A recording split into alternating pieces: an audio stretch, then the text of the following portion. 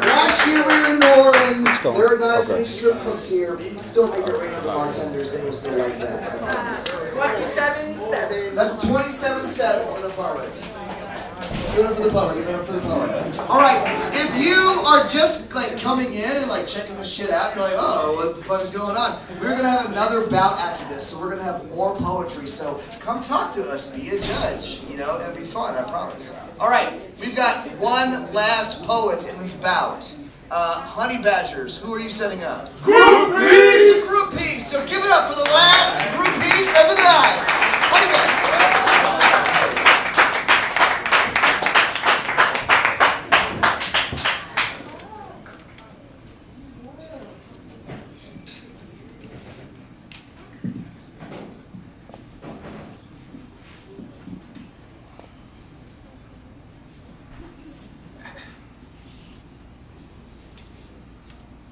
So Lane, recently I had to go to the doctor. Ah, cool. Did you get those anal warts figured out? That's not important right now, but I did have to wait, so I decided to read a magazine. Unfortunately, they didn't have any copies of Sports Illustrated. Oh, God. Sounds like a horrible day. It was. So I pick up one of these magazines about celebrities. All right. I like celebrities as much as the next guy. Yeah, so I'm flipping through it, just minding my own business, and I come to this little one-page fashion article on Jessica Biel. Now, y'all know who Jessica Biel is, right?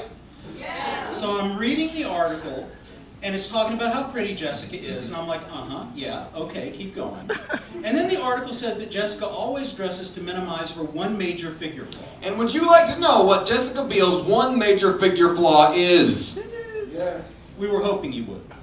According to the article, Jessica Biel has a big ass. Now, this is the point at which the article lost us. Yeah, because you see, we work with this girl who has, If you can even imagine it, an even bigger ass than Jessica Biel.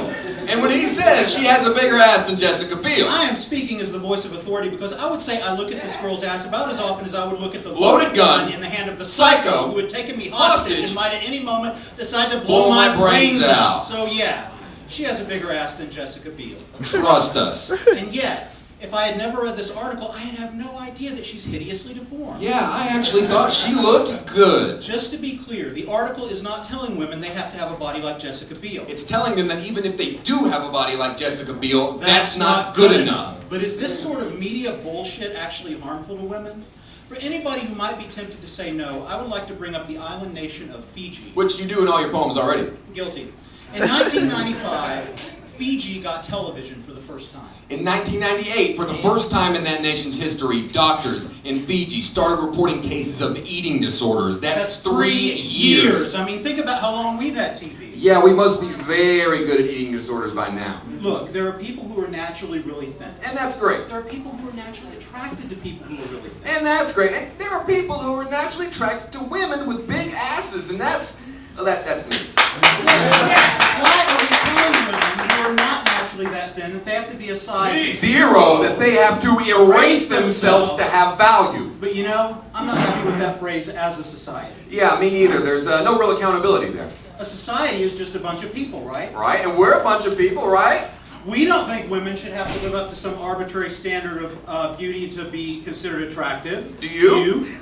All right. We should pat ourselves on the back. We're not a bunch of assholes. Well, not for that reason, Yeah. because you know I gotta be me.